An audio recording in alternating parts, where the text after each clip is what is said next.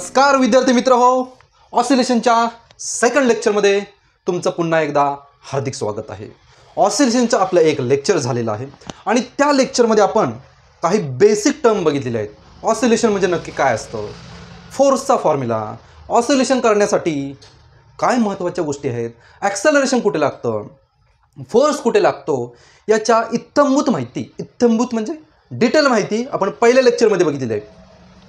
तर त्या basic concept तुम्ही आधी क्लिअर करा, ते सगळं शिका। तो फॉर्म्युला काय असतो, जसं लिनियर मोशन असेल तर आपण एफचा फॉर्म्युला m × a लिहितो, तसं ऑसिलेशन असेल तर फोर्सचा फॉर्म्युला काय आहे हे आपण डिराईव्ह केलं होतं, तयार केलं होतं इक्वेशन। ते तुम्ही पहिल्या लेक्चरमध्ये बघा, त्या कन्सेप्ट क्लिअर करा आणि मगच इथे या, तरच तुम्हाला हा पॉईंट समजेल बाळांनो। ओके, आणि ज्यांनी बघितलेलं आहे पहिले लेक्चर, मस्त एन्जॉय केलेला आहे, गोळा आणला होता, पहिले लेक्चर जाऊन बघा, गोळा आणला होता, असा टन फिरत होता, बरेच एक्सपेरिमेंट केले होते, बरेच म्हणजे एकच एक्सपेरिमेंट केले होते। तर आज आपल्याला डिफरन्शियल इक्वेशन ऑफ SHM तयार करायचं आहे। ओके, डिफरन्शियल इक्वेशन, डिफरन्शियल हा पार्ट तुम्हाला मॅथ्समध्ये झालेला आहे। ओके, मॅथ्समध्ये झालेला आहे, जस्ट फॉर 2 मार्क्स, 2 मार्काचा मस्त क्वेश्चन आहे। ओके, मागचं म्हणजे याच्या आधीचं जे लेक्चर झालं त्याच्यामध्ये आपण फोर्सचा फॉर्म्युला काढला होता, F = -kx, ज्याचा एक्सचा मिनिंग आहे SHM करताना याला म्हणतात मीन पोझिशन। जर इकडे गेला कुठला पार्टिकल, समजा या पाथमध्ये, याला पाथ म्हणतात, SHMचा पाथ, जर पार्टिकल लटकत इकडे गेला तर इथून हे किती डिस्टन्स आहे तो म्हणजे x। के म्हणजे फोर्स कॉन्स्टंट, स्प्रिंग आहे की दोरा आहे, एफ म्हणजे फोर्स। आणि त्यावेळी मी एक्सप्लेन केलं होतं की फोर्स आणि डिस्प्लेसमेंट एकमेकाच्या अपोजिट असतात। जर डिस्प्लेसमेंट या साईडला झालं तर फोर्स या साईडला लागतो,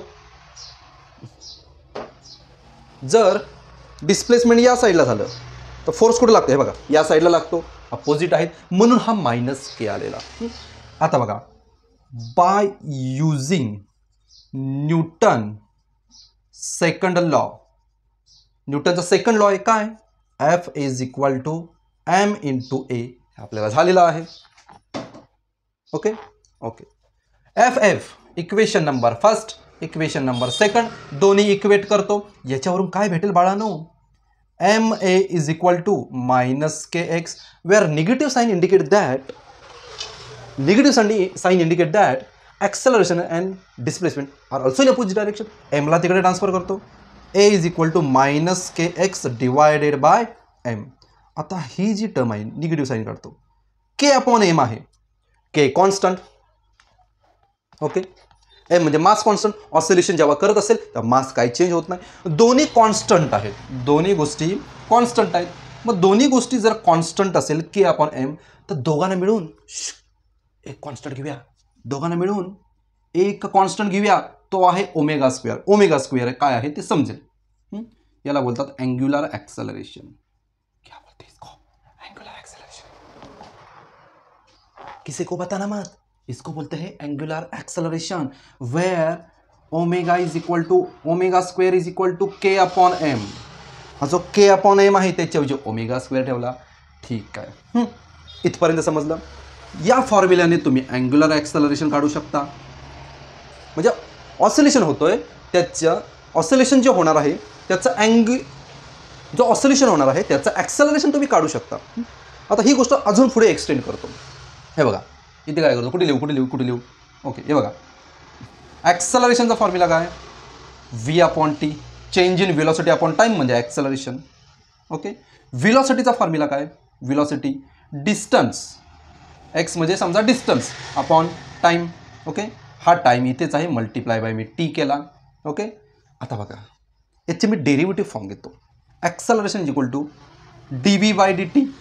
ओके, त्याच्यानंतर व्हेलॉसिटी म्हणजे काय, x/d, व्हेलॉसिटी म्हणजे हा बघा, हा व्हेलॉसिटी म्हणजे x/d, हा d बाहेरच आहे।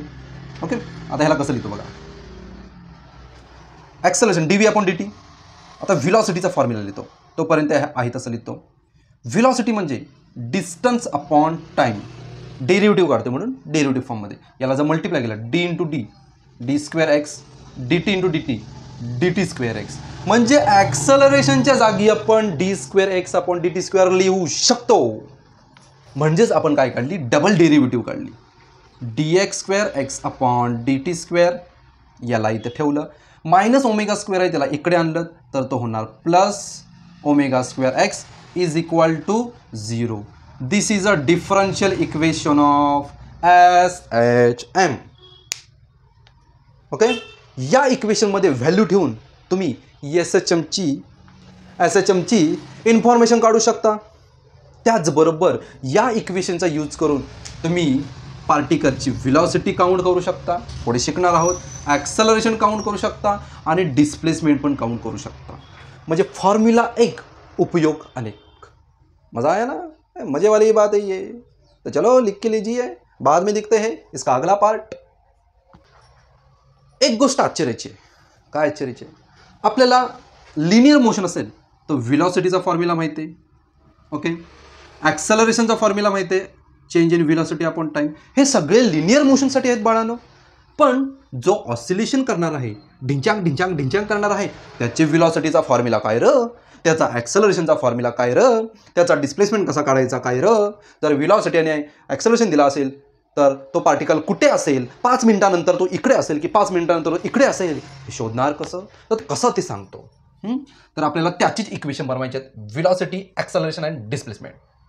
पण by using differential equation use करून, मग आम्ही इथं डिफरन्शियल इक्वेशन लिहितो, D square X upon D T square plus omega square X is equal to 0. हे आपलं आत्ता जे शिकलात त्याचा एंड हा होता. तो एंडच ह्या इक्वेशनचा स्टार्ट असणार आहे. आता काय करतो बघा, हे जे D square X upon D T आहे त्याला मी सेपरेट करतो. म्हणजे उलटी process. D X upon D T याला सेपरेट केलं plus omega square X is is equal to 0. पण D X upon D T distance upon time का आहे, व्हेलॉसिटी. मग D V upon D T झाला. D X upon D T म्हणजे V velocity plus omega square is equal to 0. पण change in velocity upon D T म्हणजे काय, acceleration. आता तुम्हाला समजणार असेल सर तुम्ही तर रिव्हर्स प्रोसेस करताय. जे मगाशी जे प्रूफ केलं त्याची ही रिव्हर्स प्रोसेस आहे. डी स्क्वेअर एक्स सेपरेट केलं, डी एक्स बाजूला काढला, डी टी बाजूला काढला. पण D X upon D T म्हणजे व्हेलॉसिटी, पण D V upon D T म्हणजे ॲक्सलरेशन. आणि ॲक्सलरेशनचा फॉर्म्युला भेटला, त्याला इकडे शिफ्ट करा, minus omega square x. This is a formula for acceleration for particle performing SHM. बाळांना होता व्हेलॉसिटी काढूया. ॲक्सलरेशन तर काढलं, ॲक्सलरेशन एकदम मस्तपैकी आलं. आता व्हेलॉसिटी काढूया, पण काय, डिफरन्शियल इक्वेशन यूज करून. बोलले डिफरन्शियल इक्वेशन वापरा, आम्ही वापरलं. तर पुढं काय करायचं, पुढे ह्याला सेपरेट करा.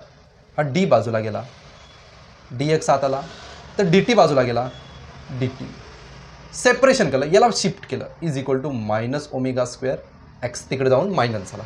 D X upon D T म्हणजे V, D X upon D T म्हणजे V divided by D T is equal to minus omega square X. आता बाळांनो मी अरेंजमेंट करतो. कसली अरेंजमेंट, लग्नाची नाही अरेंजमेंट, कसली अरेंजमेंट. डी व्हीला बाजूला काढला, डी टीला बाजूला काढला, इथं लिहितो डी एक्स, इथं लिहितो डी एक्स, वरती पण तेच लिहिलं, इथं पण लिहिलं, ह्याला बाजूला काढलं. आता बघा d V upon d x लिहिलेला आहे. डिस्टन्स अपॉन टाइम म्हणजे velocity is equal to minus omega square x. अब इसके बाद देखो व्हीला पुढे आणतो, व्ही डी व्ही झालं, व्हीला पुढे आणलं, डी एक्सला इकडे शिफ्ट करतो, डिवाइड आहे तिकडे गेल्यावर मल्टिप्लाय होतं, लहानपणापासून झालेलं आहे सगळं. वडापाव नाही येतो. आता बघा मी इथे लावतो integrating on both side. Integration हा एक साफ काढला, V D V integration omega square X D X. Okay. व्हीचं इंटिग्रेशन व्ही स्क्वेअर अपॉन 2, एक्सचं इंटिग्रेशन एक्स स्क्वेअर अपॉन 2, त्याचं व्हीचं इंटिग्रेशन व्ही स्क्वेअर अपॉन 2. याच्यामध्ये कॉन्स्टंट आहे मायनस ओमेगा स्क्वेअर, एक्सचं इंटिग्रेशन एक्स स्क्वेअर अपॉन 2. आणि इंटिग्रेशन केल्यावर ज्यांचं मॅथ नसेल त्यांनी एक गोष्ट लक्षात ठेवा, जेव्हा इंटिग्रेशन सॉल्व्ह होतं तेव्हा एक शेपूट लागते. शेपूट कुठली, एक कॉन्स्टंट टर्म असतो, त्याला प्लस सी म्हणून लिहायचा. कारण डेरिव्हेशनला काय करतात, डेरिव्हेशनला कॉन्स्टंटला आपण 0 मानतो म्हणून तो आपण लिहित नाही. मग तो इथे काहीतरी नंबर होता म्हणून इथं प्लस सी केलेला आहे. आता प्रॉब्लेम झाला आहे की सीची व्हॅल्यूच माहीत नाही आहे. इथं ठेवणार काय घंटा. मग आता काय करायचं बघा. लेट्स ॲज्युम, एक ॲज्युम करा, particle at extreme position. Particle at extreme, फक्त थांबा ऐका जाऊ नका. Particle at extreme position. बघा हे ऑसिलेशन आहे. ओके, पार्टिकल समजा इथं आहे, पॉझिटिव्ह एक्स्ट्रीमला आहे, हा निगेटिव्ह आहे, इथं एक्स इज इक्वल टू 0 आहे. बघा आता शांतपणे बघा, जर पार्टिकल हा फिरतोय असा discount discount discount discount discount discount, जर पार्टिकल एक्स्ट्रीम पोझिशनला गेला, ओके, तर एक्स इज इक्वल टू, हे डिस्प्लेसमेंट किती आहे ए, तर एक्स इज इक्वल टू आपल्याला ए घ्यावा लागेल. आणि एक्स्ट्रीम पोझिशनला व्हिलॉसिटी किती होते, एक्स्ट्रीम पोझिशनला व्हिलॉसिटी इकडे वाढत वाढत कमी कमी कमी कमी एक्स्ट्रीम पोझिशनला जाऊन 0 होते, नंतर परत वाढत वाढत वाढत जाते, परत गेली गेली गेली गेली गेली गेली गेली एक्स्ट्रीम पोझिशनला जाऊन व्हिलॉसिटी 0 झाली, थांबली थांबली म्हणजे 0 झाली. याचा अर्थ एक्स्ट्रीम पोझिशनला व्हिलॉसिटी 0 ठेवायची. चला ठेवूया याच्यात, इथं 0 ठेवलात 0 झालं, मायनस ओमेगा स्क्वेअर, एक्सच्या इथं ठेवलात ए, मग इथं होणार एचा square divide by 2 plus C. सीची व्हॅल्यू पाहिजे इकडे शिफ्ट करा, इकडे आल्यावर प्लस होणार, हा बाबू divide by 2 is equal to C. ही सीची व्हॅल्यू या इक्वेशनमध्ये आरामात ठेवू शकता बाळांनो, ठेवू शकता. मग ठेवा, मला काय सांगता, V square upon 2 minus omega square divide by 2 plus सीची व्हॅल्यू इथे काढली omega square A divide by 2. सगळ्यांचे 2 एक्सक्यूज मी, यांची जागा चेंज करतो, याला इकडे आणतो, याला इकडे आणतो. Omega square A divide by 2 minus omega square x divide by 2. Arrangement केले, 2 2 2 2 2 कॅन्सल झाला. ओमेगा स्क्वेअर दोघांमध्ये कॉमन ओमेगा स्क्वेअर, ब्रॅकेटमध्ये हा ए हा मायनस आणि हा एक्स कॉमन आला, कॉमन काढला, आतमध्ये राहिलं. आत्ता स्क्वेअर रूट काढा, ओमेगा स्क्वेअरचा square root plus minus omega, याचा निघत नाही म्हणून याला स्क्वेअर रूटमध्ये टाका. हा झाला तुमचा व्हिलॉसिटीचा फॉर्म्युला. काय बघा, पार्टिकलची व्हिलॉसिटी एसएचएम करत असेल, प्लस मायनस पॉझिटिव्ह बनेल निगेटिव्ह बनेल, जिथे जाईल तिकडे omega angular velocity under root A म्हणजे amplitude, maximum amplitude, minus minus mean distance, हे दोघं मायनस करा, याने मल्टिप्लाय करा, तुम्हाला व्हिलॉसिटी भेटेल. आहे की नाही सोप्पा, it's so easy, no it's very very easy. लिहून घ्या, ऐकताय काय. आता लास्ट पार्ट राहिला आहे, डिस्प्लेसमेंट कॅल्क्युलेट करूया. कारण अजून आपण डिस्प्लेसमेंटच काढलेलं नाही आहे. पार्टिकल कुठे असेल 2 मिनिटाला 3 मिनिटाला कुठे असेल सांगू शकत नाही, मी सांगू शकतो बाळांनो, हे इक्वेशन वापरून, हे इक्वेशन वापरतो मी. V is equal to omega, फक्त मॅग्निट्यूड फॉर्म घेतो मायनस एक्स. आता बघा व्हिलॉसिटीला लिहितो D x divided by T is equal to omega A minus x.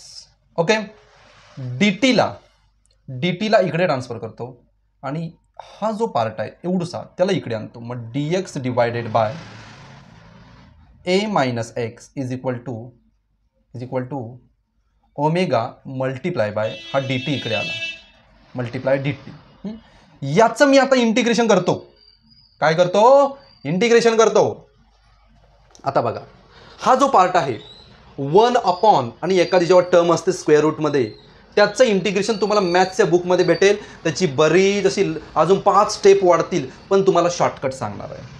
याचं इंटिग्रेशन केलं तर तुमच्या मॅथ्सच्या टीचरना विचारा, ते तुम्हाला व्यवस्थित सांगतील. पण आपल्याला कुठे, आपल्याला मधल्या स्टेप नसले तरी चालतात, डायरेक्ट उत्तर. याचं इंटिग्रेशन साईन ठेवायचं, साईन इनवर्स लिहायचं, पहिला लिहायचं एक्स, नंतर लिहायचं ए, झालं इंटिग्रेशन.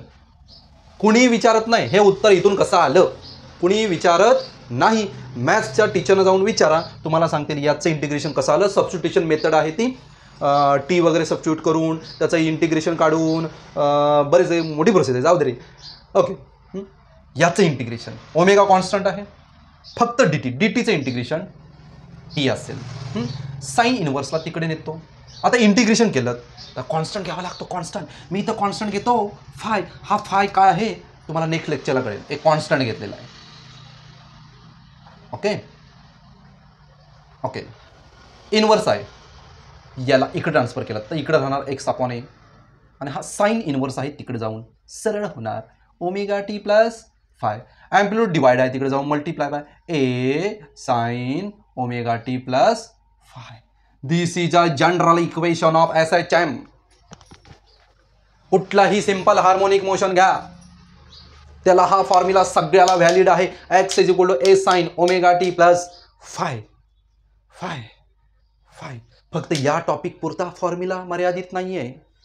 तर पुढचा टॉपिक जो साऊंडवाला स्टेशनरी वेव्ह आहे, स्टेशनरी वेव्ह तर याच्यानेच भरलेला आहे. या फॉर्म्युल्याचा मिनिंग काय, याचा अर्थ काय, हा पुढच्या लेक्चर आहेच ना आपल्याला. आता कशाला काळजी करता, हे पुढच्या लेक्चरला बघू आपण. त्याच्यामध्ये केसेस घेऊ, केस फर्स्ट, केस सेकंड, पार्टिकल टोकाला असेल तर काय होईल, पार्टिकल मिडलला असेल तर काय होईल, सगळं इन डिटेल आपण पुढच्या लेक्चरमध्ये घेणार आहोत. या लेक्चरमध्ये फक्त आपलं एवढंच काम होतं, व्हेलॉसिटीचा फॉर्म्युला तयार करणे. व्हेलॉसिटीचा formula acceleration equal to minus omega square X, तो पण तयार केला. डिस्प्लेसमेंटचा तो पण तयार केला. एक एवढंच काम होतं की 3 फॉर्म्युले तयार करणे, आणि तेवढ्या पुरतीच ही व्हिडिओ होती. समजलं? कॉपी करा, पुढच्या लेक्चरची वाट बघा, अभ्यास करत बसा, टाईम नाही आपल्याला जास्त.